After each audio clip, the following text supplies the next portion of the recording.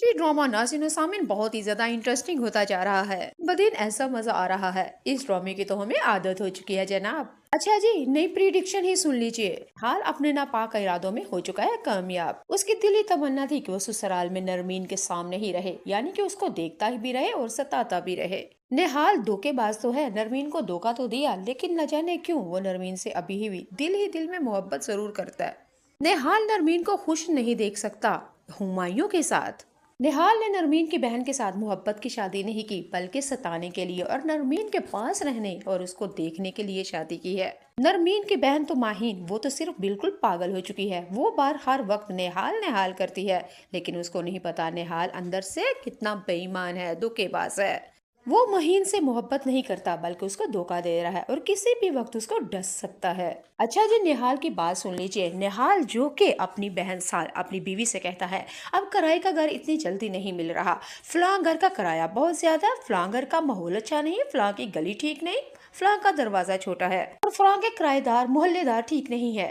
यानी कि नाज़रीन सामने निहाल रहना ही नहीं चाहता मोहीन को लेके किसी दूसरी जगह। उसका तो सिर्फ निशाना ही यही है कि वो अपने ससुराल में ही जाएगा, वहीं पे घर जो मायूं की तरह राज करेगा। अच्छा जी, माहीन अपने बाप के पास आती है और आके सारी परेशानी बताती है। माहीन के बाप ने साफ कह दिया कि किराए के घर में जाने की कोई जरूरत नहीं, जब आप लोगों की मर्जी का घर मिलेगा बेशक चले जाइएगा, लेकिन तुम्हारे बाप के दरवाजे खुले हैं, जब तक इधर रहना चाहते हो रहो। माहीन नेहाल के पास आती है और आगे बाप की सारी बात का सवाल का जवाब बता देती है कि मैंने बाबा से ये कहा और अब बाबा ने आगे से मुझे कहा कि आप मेरे घर आ जाओ। बाप के दरवाजे बेटियों के लिए सदा खुले होते हैं।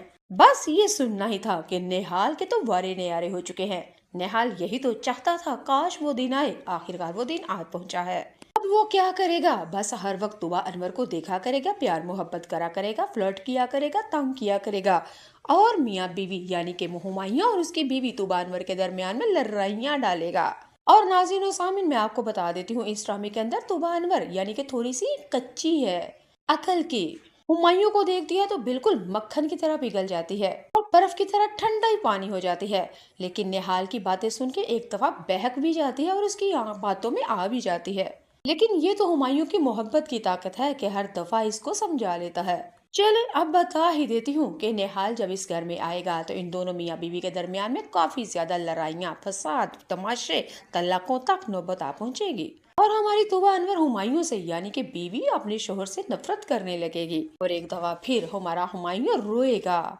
लेकिन निहाल के दांत निकलेंगे नाज़रीन सामीन। लेकिन मैं कहती हूँ जनाब, जीत हमेशा मोहब्बत ही की होती है। खुशनसीबी है मेरे हुमायूं और तुबा अनवर की, जो इस ड्रामे के अंदर कितने प्यारी केमिस्ट्री, कितने प्यारा जोड़ा लग रहा है। मुझे तो ऐसा लग रहा है, मैं तो यही कहती हूँ कि काश के ये दोनों हकीकत में भी शादी कर ले। लेकिन भाई क्या किया जा सकता है, आजकल तुबा अनवर की कटी पतंग है, अरूज के ऊपर है, वो कभी भी इसके साथ शादी नहीं करेगी। वो डॉक्टर आमिर लियाकत हुसैन जो कि पाकिस्तान का पूरी दुनिया में जाना पहचाना बंदा था, इसने उसको रिजेक्ट करके लात मार के दौलत भी हड़प कर दी और नाम भी कमा लिया और वहां से जान भी छुड़ा ली। लोगों की बातें यही हैं। तो जनाब, मैंने आपको लोगों की बातें बताई हैं। अल्लाह बेहतर जानता है, अल्लाह मुझे माफ करे और हम सबको माफ करे। इनकी घरेलू जिंदगी, इनकी प्राइवेसी अल्लाह ही बेहतर जानता है। लेकिन मैं यही कहूंगी, अल्लाह हर बेटी के नसीब अच्छे करे और मरहूम डॉक्टर आमिर लियाकत